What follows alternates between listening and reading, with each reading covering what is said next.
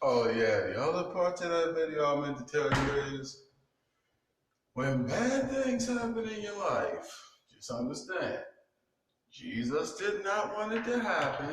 Him and his brother Lucifer are up in the heavens having a meeting about your life. If you're one of his closest followers, he loves everyone, meaning Jesus. So when Lucifer puts a certain temptation or something in your way to test you and Jesus sees it's too much, Jesus is like, no, I'm not doing it. I'm not doing it. So you're going to have mercy on him?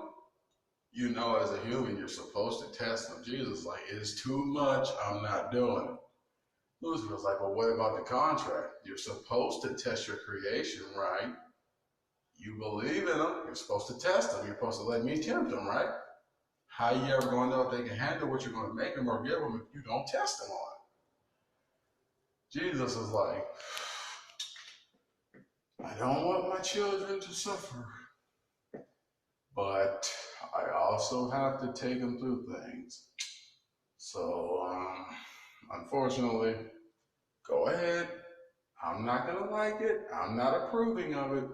But if you feel the need to, go ahead and tempt them.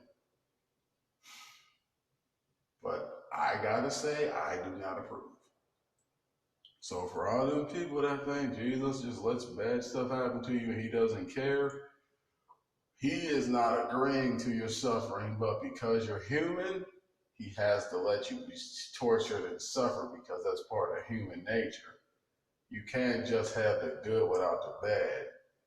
He has to be able to test you. Satan got to be able to tempt you. He got to be able to bless you. Satan got to be able to put stuff in your way to try to stop you. That's just how it is. And every time Jesus say no to something, he has to look into the future, see why he has to let it happen, and then allow it. Because if he doesn't let you get tested, and you pray to him for something, you will fail and you will lose it because he didn't test you on it. And he has to let Satan tempt you to see if you can withstand whatever cons that thing has. Like Jesus knows the pros, Satan knows the cons of it.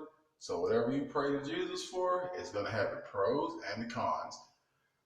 Everything in this world, everyone in this world has pros and cons. So if you pray for a relationship, that's going to have pros and cons. Jesus has to test you on the pros and cons. Satan has to tempt you on the cons. It's just to make you. And at the end, you get what you prayed for. Just remember, everything has pros and cons. Nothing comes to you perfect. Nobody comes to you perfect. So just know, when something bad happens to you, Jesus and Satan are wagering your life. But Jesus is wagering your life because he believes you can pass his test. Satan is only doing it because he doesn't think you will. Just so you know. So if anything comes your way, just know Jesus didn't okay it, but he has to allow it because that's how you become stronger. So when he sends you the thing that he wants you to have, you're ready for it. And that way Satan can't find a way to ruin it. Painful, but true.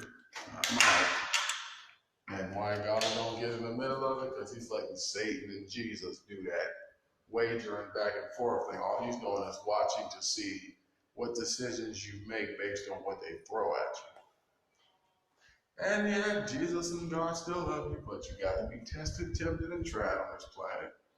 That's part of human nature. Just don't think God's allowing it because he doesn't love you. Trust me, sometimes love has to be tough, but it eventually will get better.